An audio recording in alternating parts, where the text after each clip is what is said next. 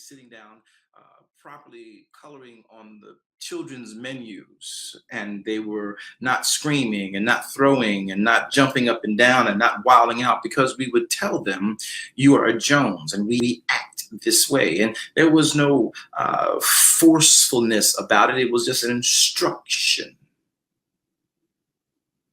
And the instruction was followed up by a inspection. People never do what you expect, they only do what you inspect. And so when we prepare our hearts and our minds to understand these types of things, it puts us in the type of a mindset that says, I am and belong here. So what we would do is oftentimes make sure that we were dressed a certain way. So if you saw us out and the dress didn't look like us, but the image might have, the person's physical may have looked like, but the image of the garb wasn't right, you could tell that looked like them, but that's not them. They would never wear that. They would never do that. They would never look like that. Apostle, what are you talking about? When you belong to Elohim, there is a garb. We like to say the robe of righteousness. I would contend that it goes deeper than just the robe of righteousness. And so in this message today, I want to give you the different levels. I want to give you the different areas in which we have had phased life through. Yahweh's always been interested in how we look and how we present. Today, I want to take you through uncharacteristically, or I should say, the word I want to use is right on my tongue, and it's evading me. Not uncharacteristically, but unusually and or in an unorthodox way. The book of Ephesians, chapter 6. Verses 1 through 18. Now, I'm going to take some levity. I'm going to take some movements that most people who are in my genre, orators of the writ, may not take.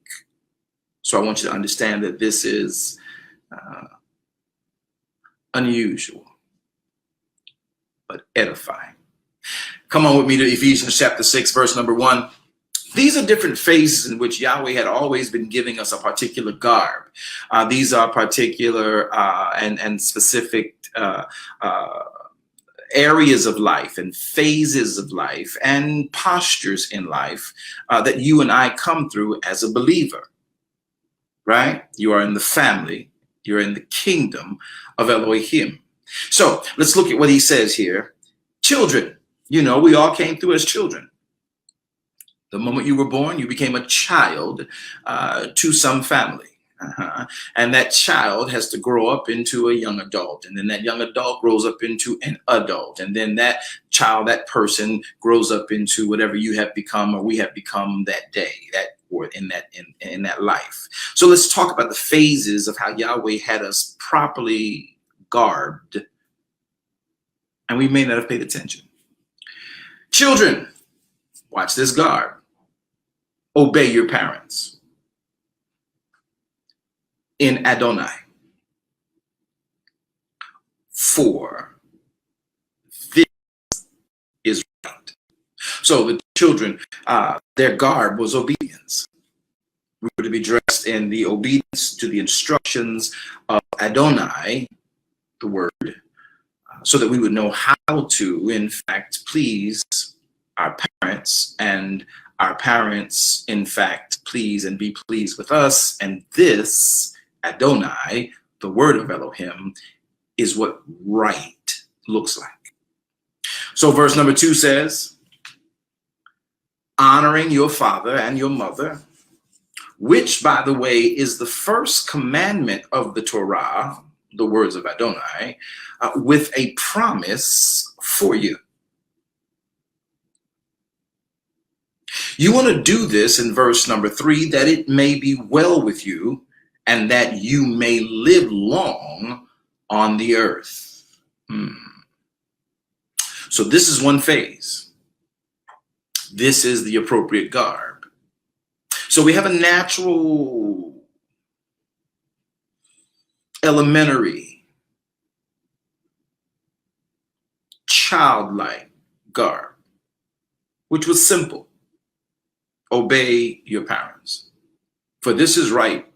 Obey your parents according to the Torah. That's what he's really saying here. Obey your parents in the Lord. That word Lord here, you and I know, is the word for Adonai. And Adonai is, of course, the word that associates the divine's posture and attribute, having been the son of Elohim.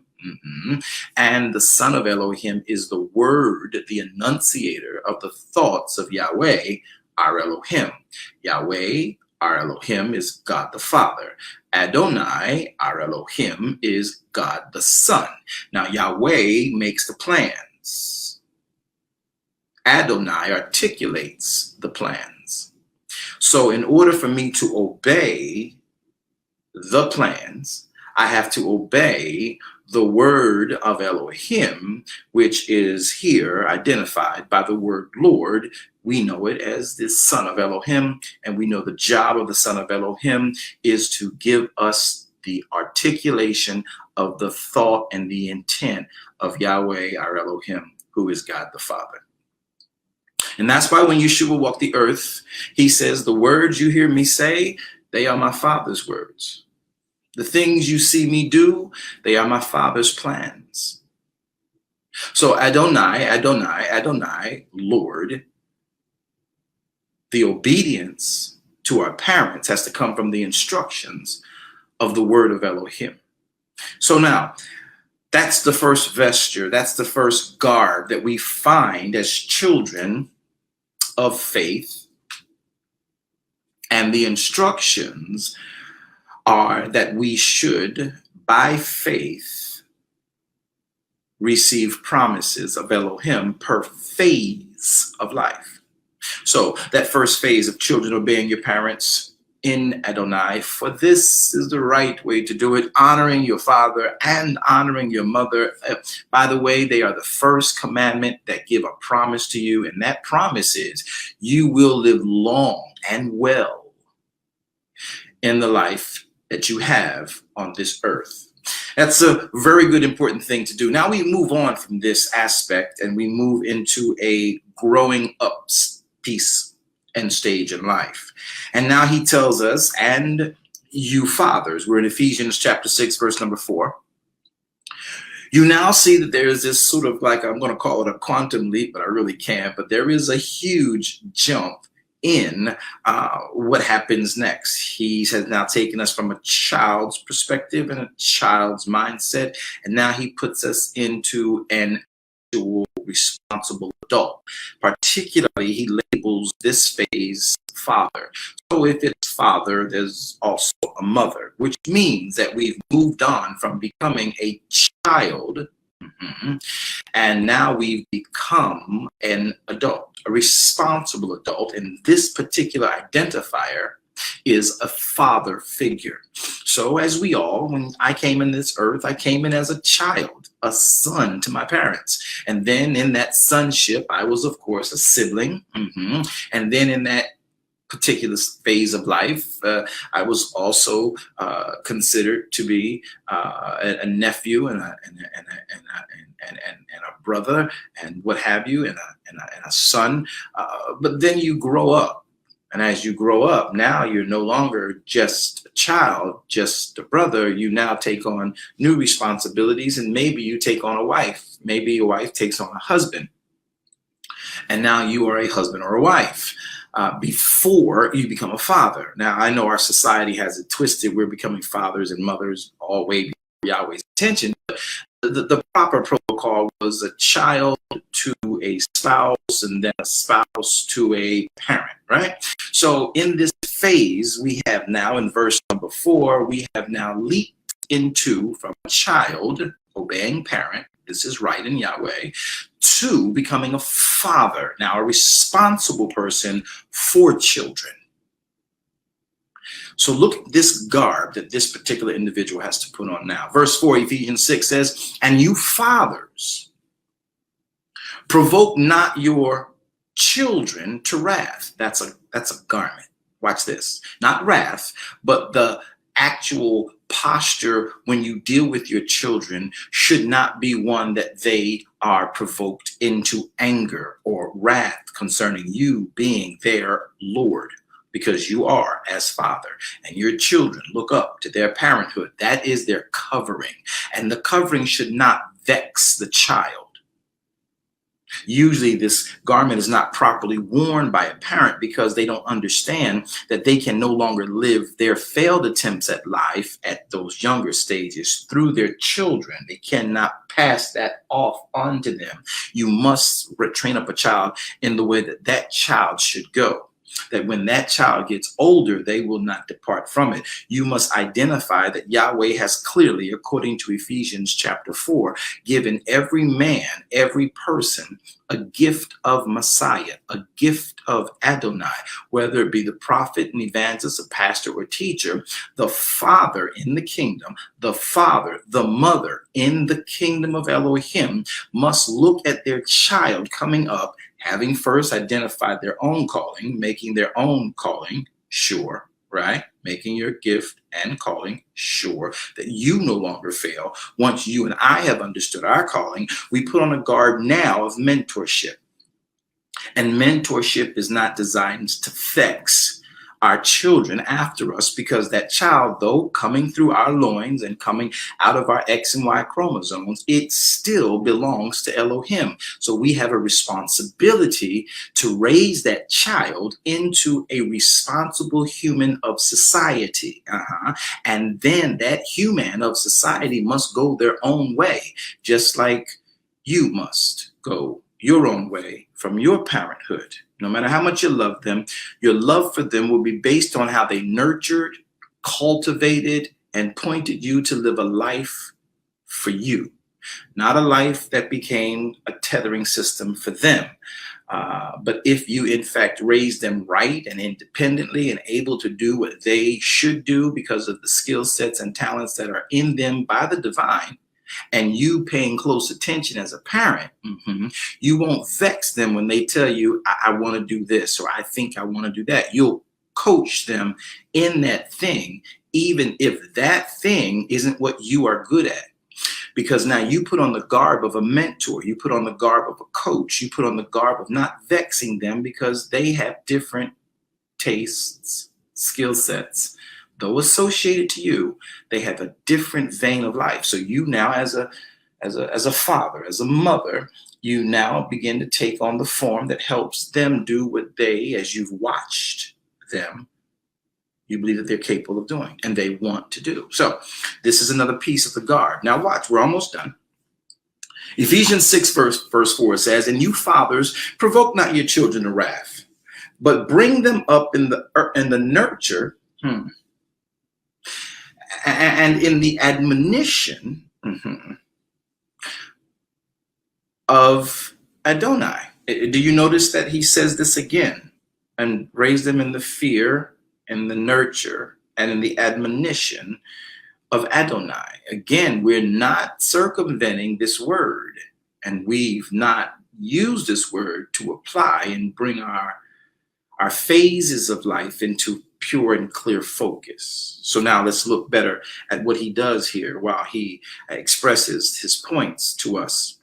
And then he says, another phase of life. So this father is now, this child now becomes a father. Can you see the phase? Can you see the phase? So the child could have been a mother, right? But the same stage. So mother, father, though it says father, provoke not your children to wrath. It also incorporates mother as well, because we lived in, at that time, in Ephesus was a Grecian, Roman Greco state, and they have this dominance, masculine dominant society, right? So he speaks in a masculine primary way. So I want you to catch this. He says, fathers, provoke not your children to wrath, but here's how you do. You bring them up in the nurture and you bring them up in the admonition of Adonai.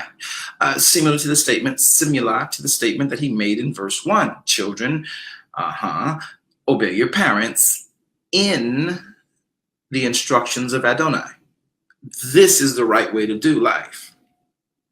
Okay, so now verse and number 5. we now move on from being a child into a parent who is now over children to now being a person in society who may be subservient to an organization, a company, or an income stream. And therefore, he says, watch this in verse number 5, that same father, now who is an adult, responsible in society, is to put on the garb of a servant. Watch, he says, servants, be obedient to them that are your masters, according to the flesh.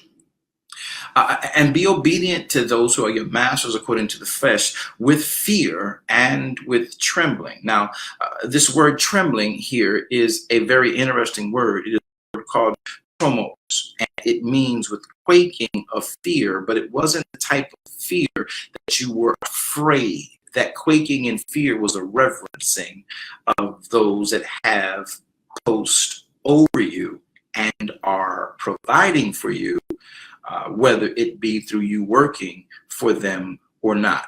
All right. So that fear is not, again, a cowering. It is a reverence. So this is another part of the garb. This particular garb is, in fact, for the believer in Adonai, one that is connected directly to the word. This is how we are to respond, reply, act, carry out, do what we do. Now, I'm going to look here at this next passage because it states in part B, you are to not just do this with fear and trembling. It is to be done in singleness of heart, as if you are doing it unto. Now, he uses a different word here. He uses the word Mashiach, or your English and Greek say Christo, Christ. So we know that Christo and Christ are the interpreted words for the intended word Mashiach. And Mashiach indicts Yeshua, the child born, and the Adonai, son of Elohim given, and the two have become our Yeshua HaMashiach. Now, so it indicts that Adonai is involved. Look at the garb. Look at the garb. I'm going to help you.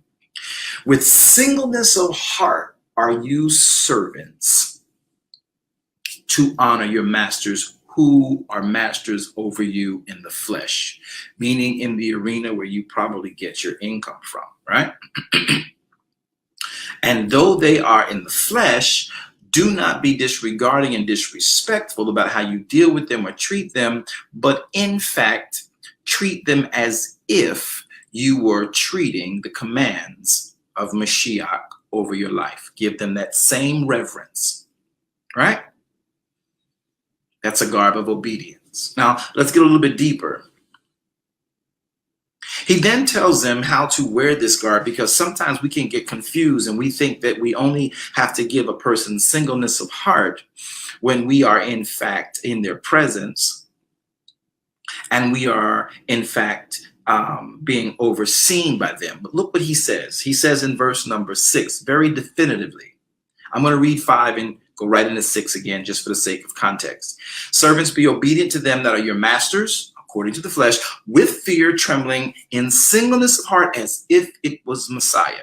Verse number 6 says, not with eye service as men pleasers, but as the servants of Mashiach, doing the will of Elohim from the heart. So he gives this example of how you're supposed to wear this garb. Don't just put it on wrinkled, and don't just put this obedience on, with the buttons halfway buttoned up, or, the hem falling out. You put this garb of obedience on to that person in the flesh who might not be of your faith, but is part of your income.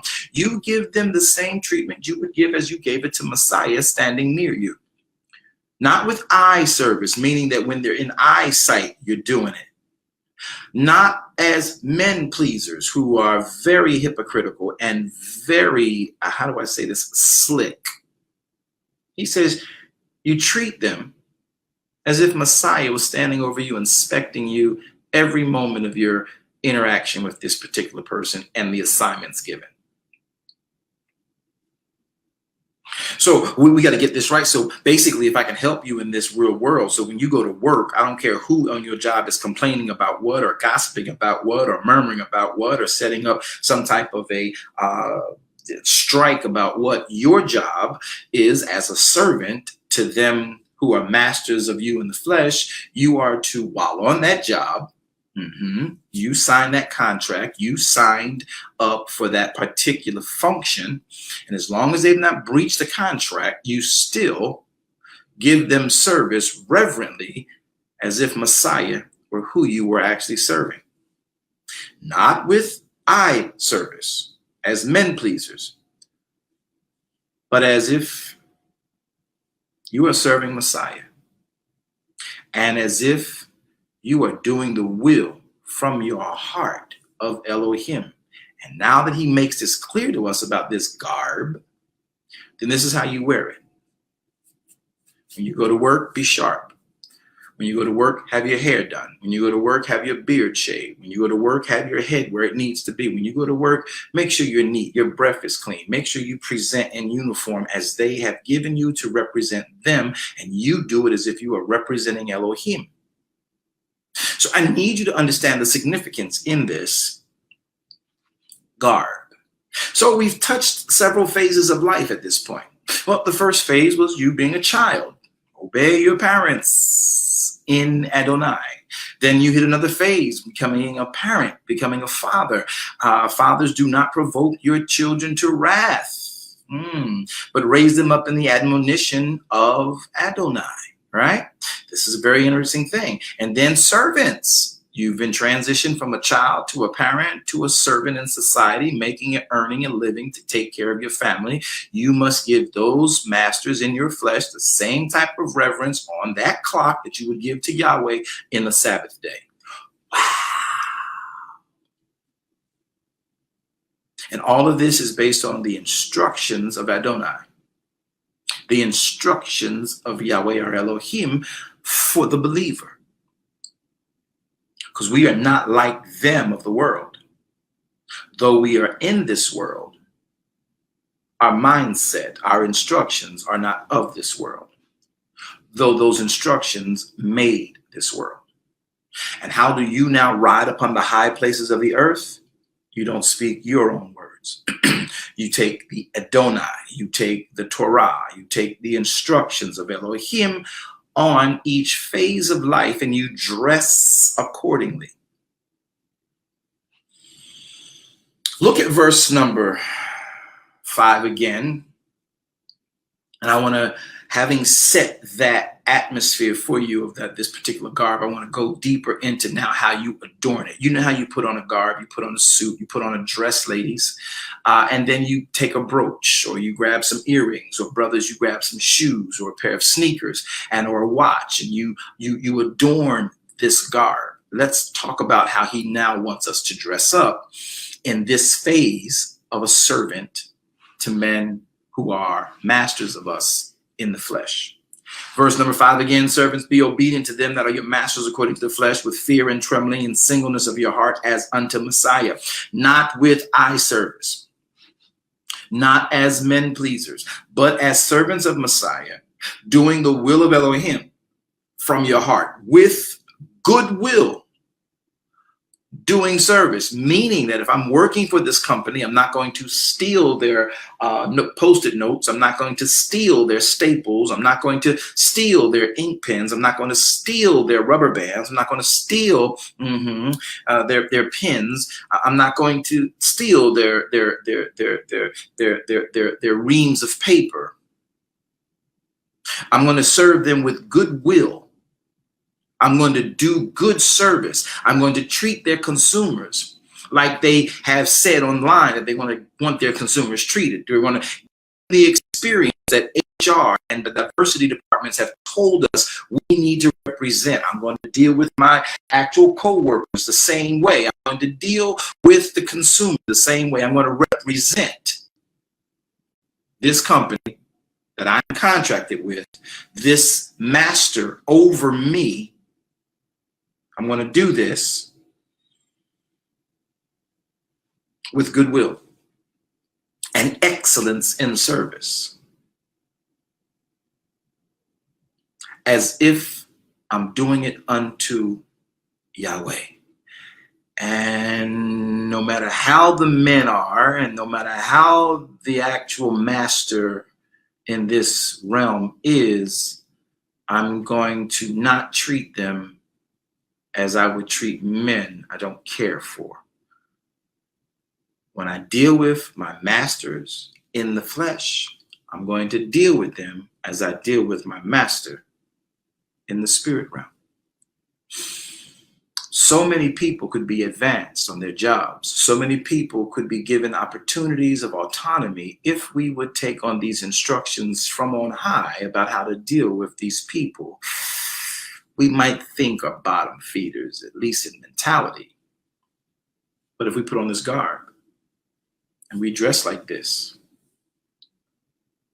with goodwill, verse 7, doing good service as unto Adonai and not as unto men, knowing that whatsoever good thing any man does, the same shall that man receive of Adonai, whether he is bond or free.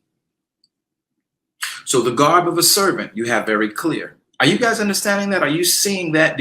How many of y'all got convicted that, I go to work and I don't do this? How many of y'all got that? I had to catch it years ago myself. Even when I'm dealing with contracts with consumers that are a part of my business, I got to check myself because my consumer is technically my master in the flesh. So those of you who are 1099s and those of you who are working as contractors, don't think that because you're the boss of your company that you are the boss of how you get your money. You may decide who and when you choose, but whoever you choose, that person paying you becomes your master in the flesh. Are you giving them service as you would give service unto Yahweh your Elohim? I'm just trying to show you how to dress as a believer, the garb in everyday life of the believer. Now, this everyday life has facets.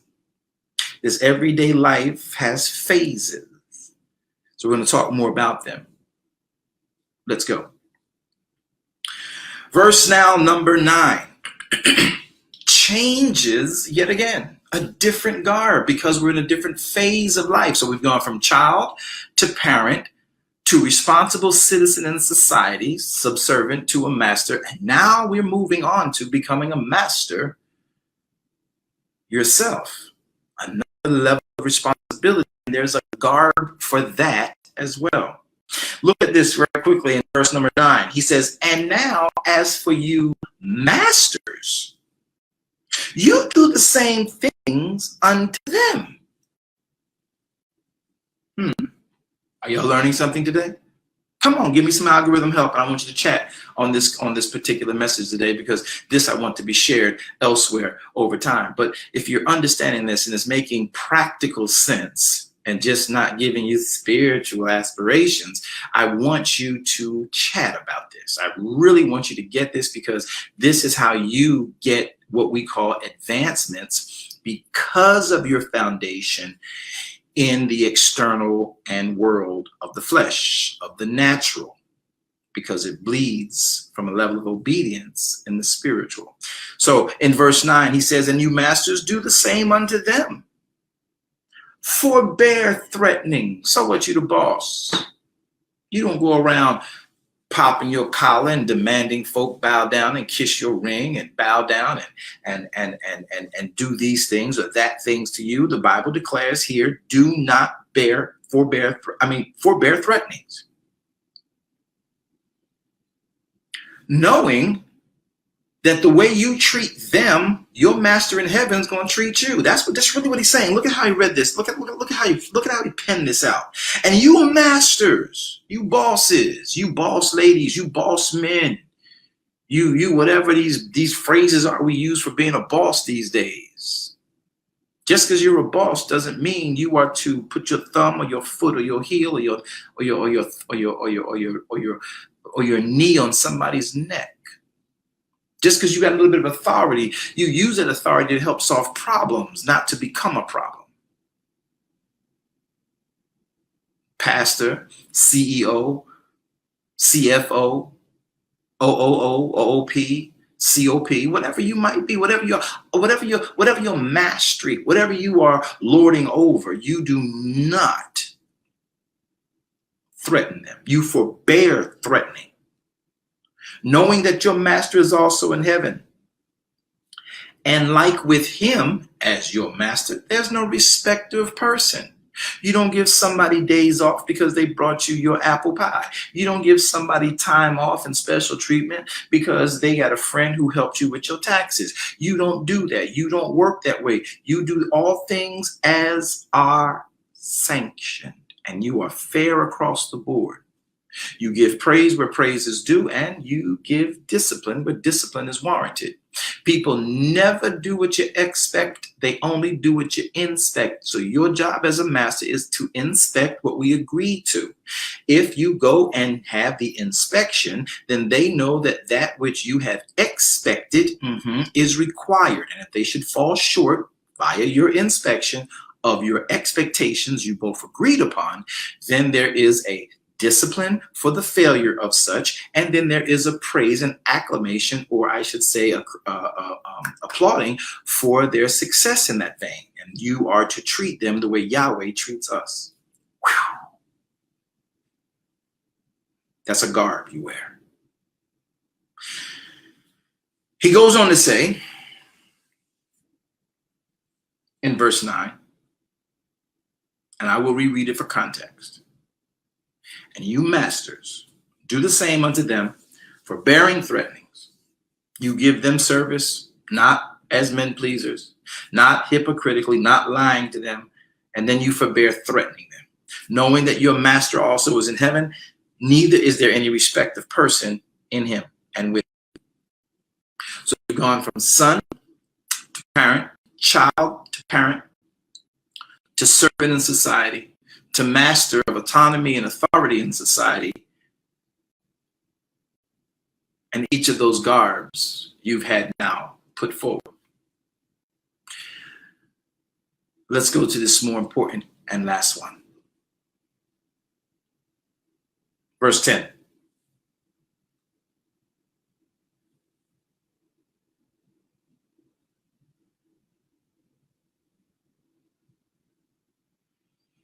Finally, my brethren, be strong in Adonai and in the power of his might. Finally, my brethren. So now we're brethren in society, but there's a different atmosphere in which it seems he's speaking from. Finally, my brethren, be strong in Adonai. Adonai, the word. And in the power of Adonai's might.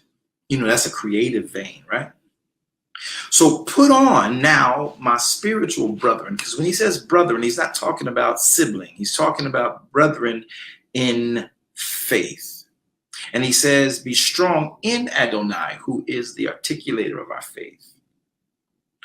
Put on the whole armor. Here we go with Garb again.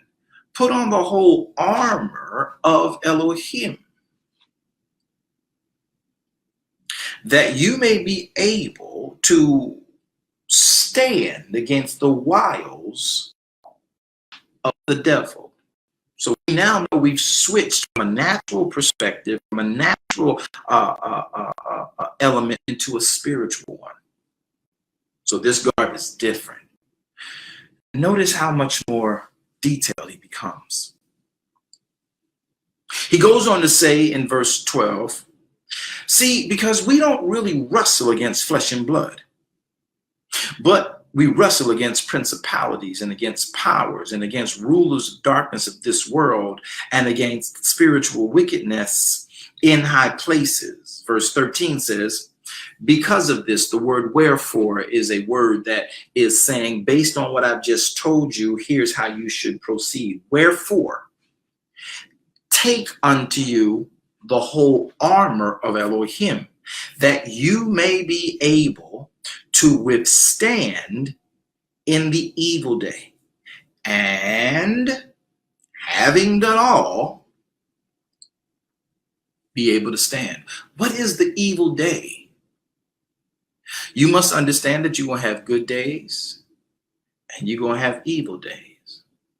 You must understand that good and evil are a balance for life. And you have to remain consistent in both. And if you put on this armor, whether it's in good, it'll be good. Or whether it's in evil, you'll be able to stand no matter what hits you, because you've been consistent with this garb that he is about to explain to us in very clear detail. Are you guys understanding the phases? Are you understanding the everyday need or the everyday comprehension of the garb you must wear? Watch this in verse and number 14. Stand now, as we said, verse number 13 says, wherefore put on the whole armor, that you might be able to withstand, and having done all, to keep your armor on, you'll be able to stand in the evil day. And then he goes on to say, stand this way. Look closely. Stand therefore, having your loins girt about with truth. It's a very delicate, intimate area. And having on the breastplate, these are where your vitals are. So when you were fighting and warring as a warrior, who Paul, looking at the garrison who was actually holding him in prison, he's paying attention to the armor of this particular centurion. And he is seeing all of these items which are beneficial to anyone in mode of war. Are you guys learning anything today? Can y'all give a little bit of chat and let us know you're learning anything today? He says, stand therefore having your loins girt about with truth. Sensitive area for masculine or feminine, very sensitive area, very, very, very strong area of vitals. If you should strike in certain ways in the groin area, you could incapacitate your opponent or your enemy easily. So have your loins girt about with truth. That's why you shouldn't be a liar, because a liar cannot tarry in Elohim's sight. So now let's look a little bit deeper at what that Paul is seeing and now is communicating to us in probably the most important type of garb we should wear. He goes on to say, having your loins girt with truth, and then having on the breastplate of righteousness, because that covers the vitals to your heart and some way, to some degree, lung access and your the abdomen, where things get ugly if you should be struck. And so that breastplate usually covers up to about your from here. I can't say what this area is. My anatomy is not the best, but the chest guard, and it goes down to your right below your navel, to where you still have mobility. So it protects the areas that are in the core of your being, where your heart, your lungs, and all of your entrails are. I don't know if you can call them entrails. And that's what the breastplate is for. Now watch this, because it's the breastplate. Your loins are wrapped with truth. The breastplate is wrapped with righteousness. Well, what is right? The Torah is right. Adonai is the articulation of the right plan Yahweh has for you. So righteousness is associated to the writ. Verse 15 says, and then you should have your feet shod with the preparation of the gospel of peace. Now, I remember myself having this dilemma many years ago as I was trying to enter into the American Army. And as I was trying to get into the American Army, because all of the men had been military, and I had Navy, Air Force, and Army all around me.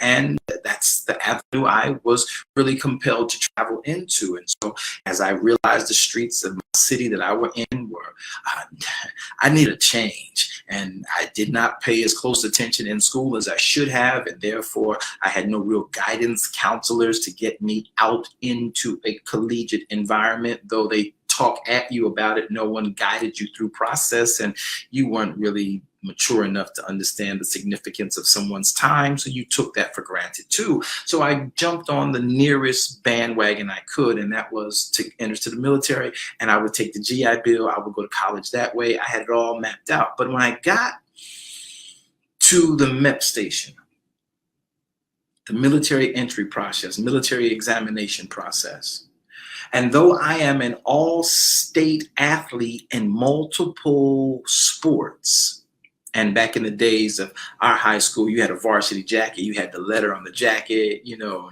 I had my jackets, I had varsity letters all over it. Yeah, it was cool.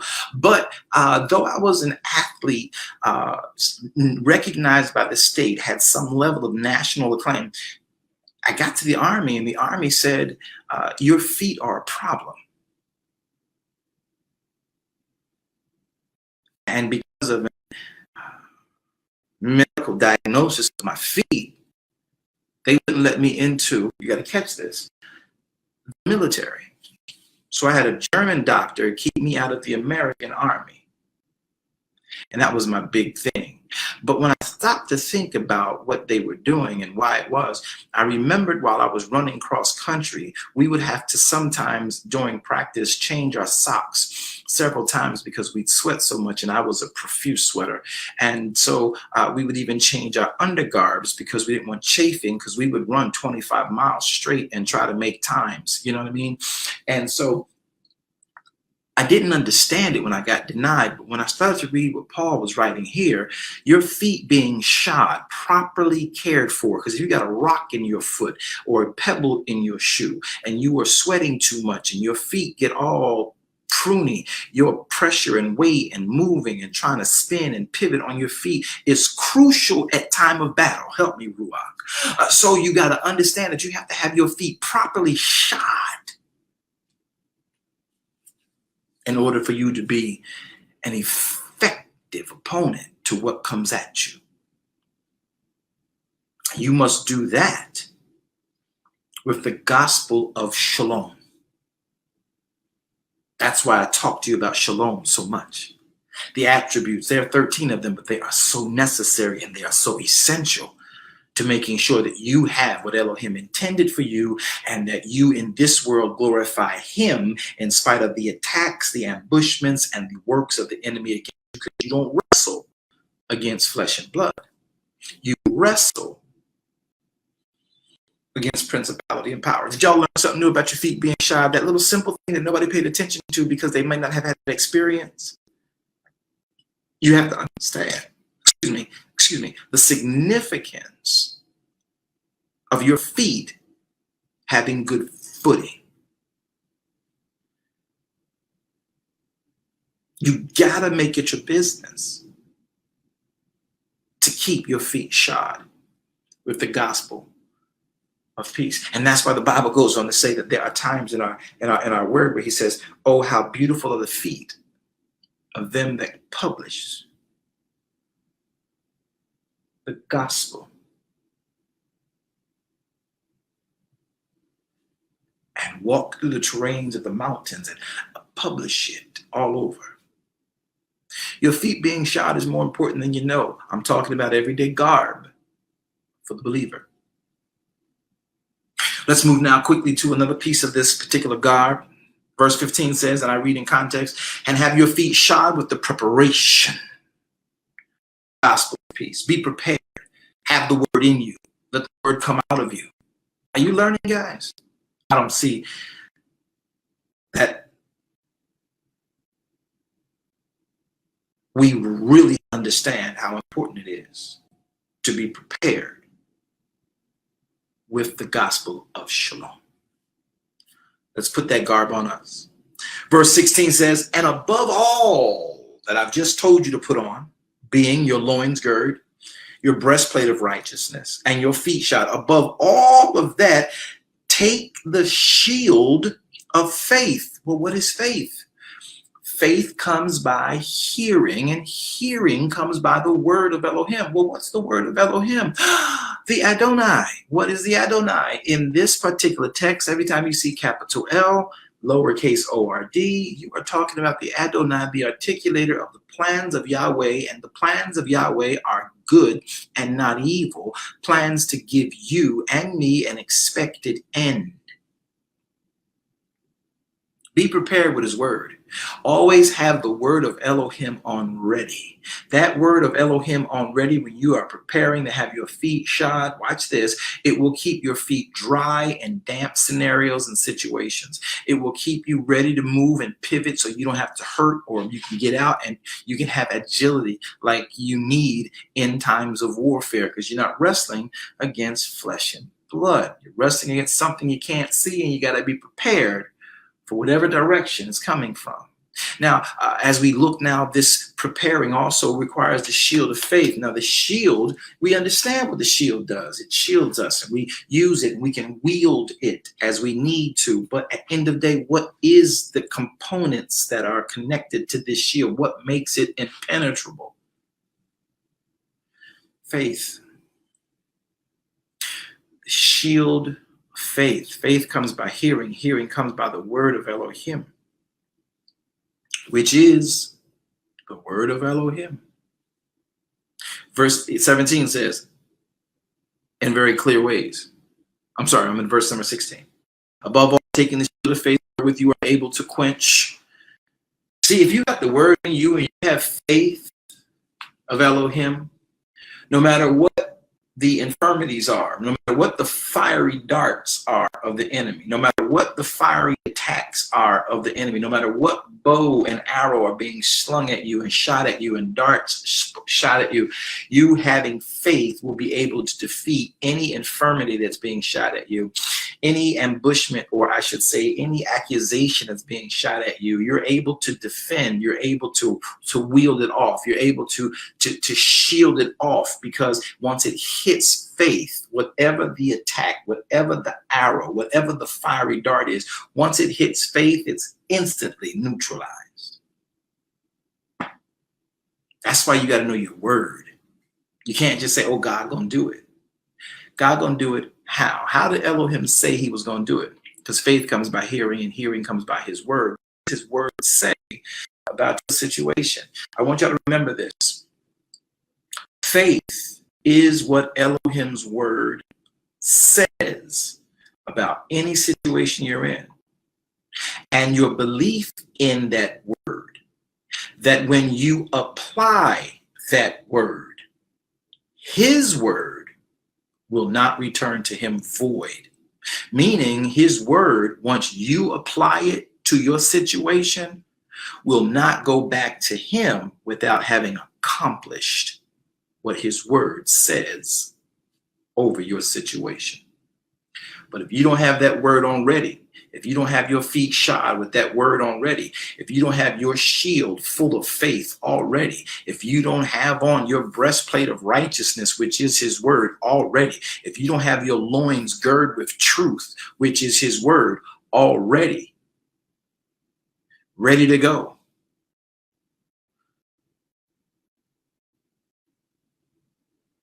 you gotta be dressed. This is the everyday garb in every aspect and phase of your life. Let's continue through so I can conclude this message today. He then says,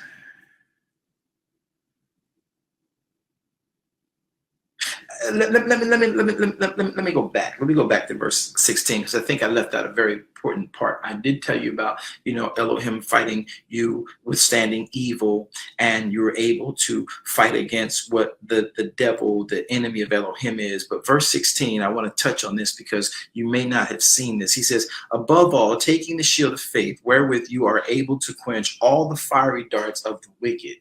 Here is why you have to have the shield of faith to fight the wicked, because the wicked are those who know the word just like you do. They know the military operations and the military expectations just like you do. And they're going to use them against you. I wish I had some folk to say, I got that. Because the wicked is not the devil per se. The wicked that Paul is talking about are those who who might even try to look like you because they got the same garb as you. They may be double agents. They may be on your side, dressed like you, but working for the other team. And if you don't have faith, you will be quickly lost and played out by your wicked enemy, because you don't wrestle against flesh and blood, but against principality, powers, and rulers of darkness of the world, and spiritual wickedness in high places. That means that you have people who are in your camp who are wicked. They know what to do. They know when to do it. They know why to do it. And then they are playing you because they have sold out to the other side. And you have to understand that that's wicked. If you know to do right and you consistently, purposefully do wrong because you think it'll get you ahead, that's wicked. When you know, in fact, if I do take the time and do what Yahweh says to do, I do it right, I should be good. But you got to realize what Elohim wants us to know. Have on the shield of faith. You must know his word, because others will quote Bible to you. Others will quote church stuff to you. And you're like, oh, that sounds good. That sounds like God. And they're only using it to get you distracted and draw you out one way. It's called a diversion tactic. And then someone will come behind you and catch you where your vitals are while you're not paying attention. That's wicked. That's wicked. I wish I had somebody say, I got that. So verse 16, for context, I'm going to finish with 17 and 18. We're done. Above all, that's why he said above all of this, above you having truth on your loins, above you having feet shod, above you having breastplate on, above all of this, you better know the word. You better know the word, because it will shield you in ways that you have to be agile in, even though other items are stationary and there to protect. You need to understand how to shield with faith. You get to know that word. And this is what Yahweh wants us to understand. Verse 17 says, and then, watch this. This is the part that I love the most. And then take with you the helmet of salvation. You see, because if you don't know up here whose you are and what you're fighting for and why you are in this particular side of the camp and why you are standing on what you're standing on, if you don't know that I'm saved, if you don't know that I'm in his army, if you don't know that no matter what's coming at me, no matter what it looked like, Elohim got me covered. If you don't know, if you don't have salvation in your mind, that regardless of what the world does, I am in him and he has me covered. I might not like what it feel like. I might not like what they're saying about me. I might not like how I felt myself. I know for a fact that Yahweh still loves me, that I am his and he is mine. And all I need to do is stand right here. I feel the punches. I feel the impact. I feel the fiery darts. I'm shielding and wielding and doing what I need, and I'm being deflective, but it does not affect my psyche. But I know in my mind, I know in my knower, as my grandma used to say, I know in my mind, he is mine and I am his. You must have on the helmet of salvation at all times, because it is easy for you. Dress to the nines from the neck down. But if the head does not have salvation secure, you can lose your mind well dressed in this garb. And depression and schizophrenia and murmuring and complaining, which are poison to any soldier. Having your mind protected by the helmet of salvation. I know that I'm saved. I wish I had somebody to learn this today. I know that I am saved.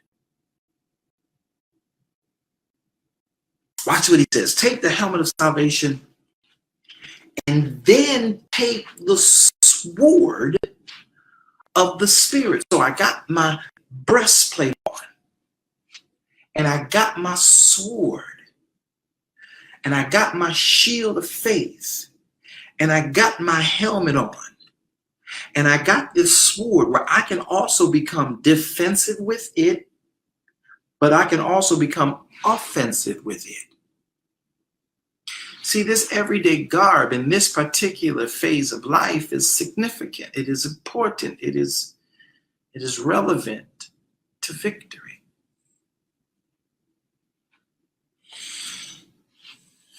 Verse 17, and the helmet of salvation and the sword of the Spirit, which is the word. There we go again. It is the word of Elohim. So every component, helmet of salvation, you only get that from the word. Breastplate of righteousness, righteousness is the word. Shield of faith, faith comes by hearing, hearing by the word of Elohim. Sword of the Spirit, which he tells you is the word of Elohim. So the shield of faith is defensive mechanism, which can be offensive as well. But the sword of the Spirit is an offensive mechanism, which can also become defensive. It's so all-inclusive. Then you have on your feet shod with the preparation of the gospel of peace. That's the word of Elohim. And then you have your loins girded about with truth. What is truth? Truth is the word of Elohim. So your everyday garb, your everyday garb, if we go back for this spiritual that we love to preach about, having all stand. The whole chapter of 6 of Ephesians is speaking about the everyday garb of the believer. Because you've gone now from being a child, obey according to Adonai. That's the word. You're now dealing with the parent. Obey according to Adonai. That's the word. Then you've gone from being a parent to now being a citizen in society, living civilly. Obey according to and as unto Adonai, the word. Then you've gone from being a servant and you've elevated with autonomy. Now you're a master. Obey and deal with them according to Adonai. And then you've become a person in society in a garb that is the word. Now, when he gets deeper and says, because of your two realms you work in, you got to remember that your spiritual realm affects your natural realm. So you must be in the spirit in this warfare place, dressed this way, and this armor, feet shod, loins girded, breastplate, sword of spirit, helmet of salvation. All of that is also the word. So what is the everyday garb for the believer? The word of Elohim.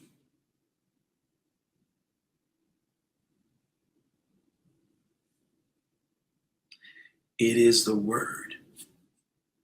Doesn't mean you won't fall, you won't fail, you won't falter. That's why you have to have your helmet on. All right, I messed up. I made a mistake.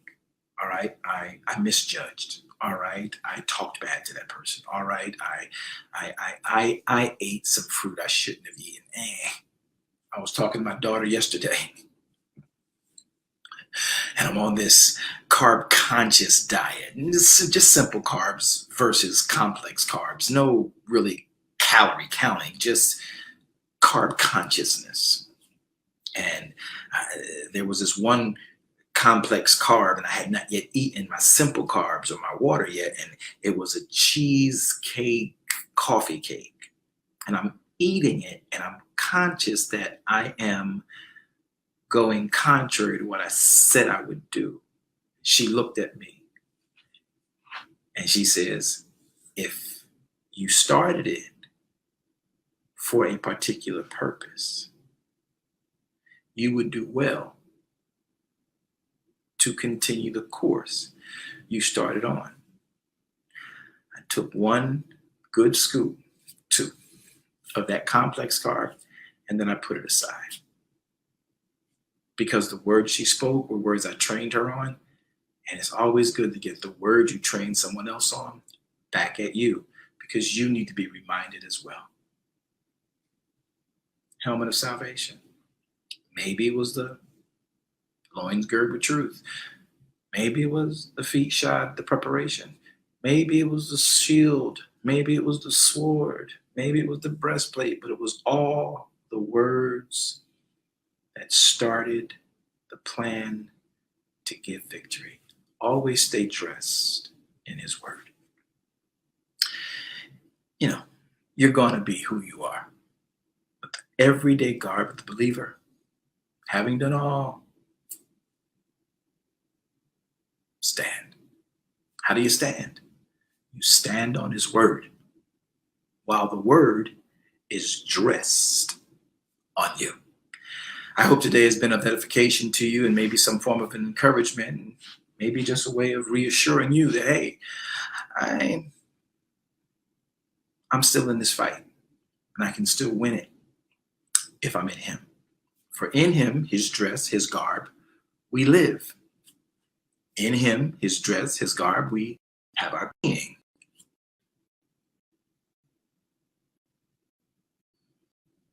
In him, his word, we are victorious and we represent his kingdom.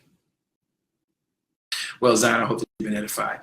I hope that you know that the word and the will of Elohim is for you in spite of you.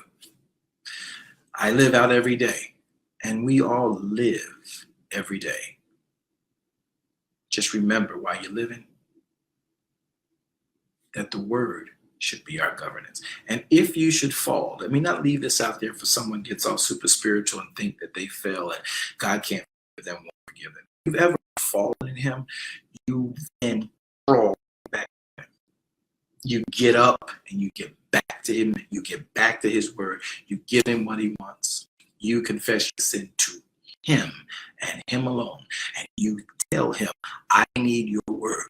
Paul, Peter, even Yeshua understood that issue.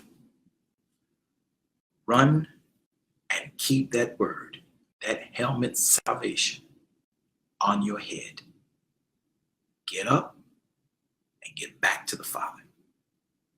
That's all of us. If anybody tries to make you feel bad or judge you in whatever thing, you walk away from them and you walk back to the Father. That person accusing you, even if it's you, that person judging you, even if it's you, only Satan is the accuser of the brother. Keep that in your head.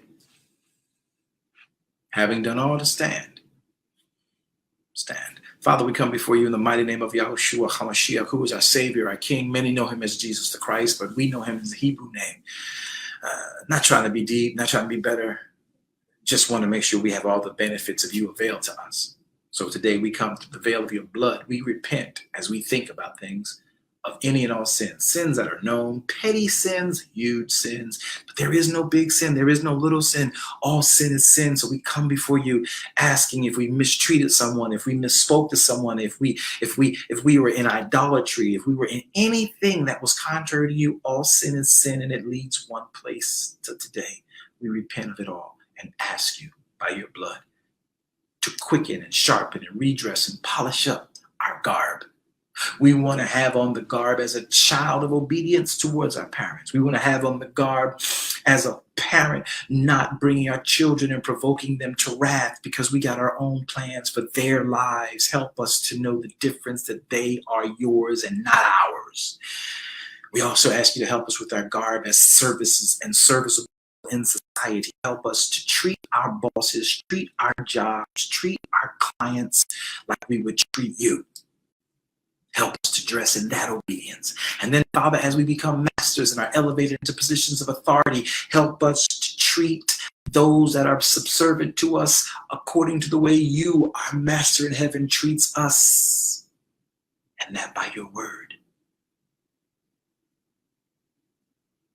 Help us. And since we don't wrestle against flesh and blood, as we always had preached to us, we're also helping you to keep us in this garb of righteousness, which is your word. Helmet, feet shod, sword, breastplate, shield. Keep us dressed in your word. We want to stay dressed in your word. That in our everyday life, we are properly dressed as your ambassador in the earth. Kingdom of Elohim, minded individuals. In the mighty name of Yeshua HaMashiach, we pray and we say humbly,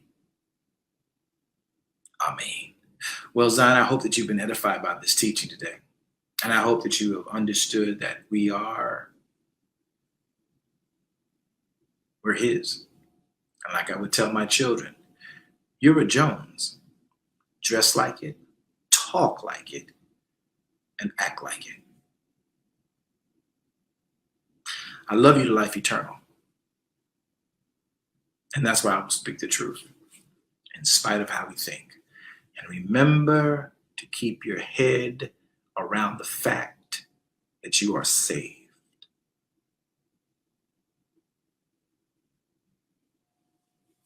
This is the everyday garb of the believer. Thank you for tuning in today. I hope that this message has been a blessing to your very life and your soul, and more importantly, your walk with the King. Well, we have come to the end. I hope that you would consider becoming either a partner with us in ministry, or if you're not already a kingdom citizen, consider becoming one. By doing that, you can sow into this ministry so that we are able to continue to teach this type of ministry at a grand scale. Join us on all of our social media platforms and visit our webpage to make your contributions sure. Thank you. Have a wonderful day. Shalom Aleichem.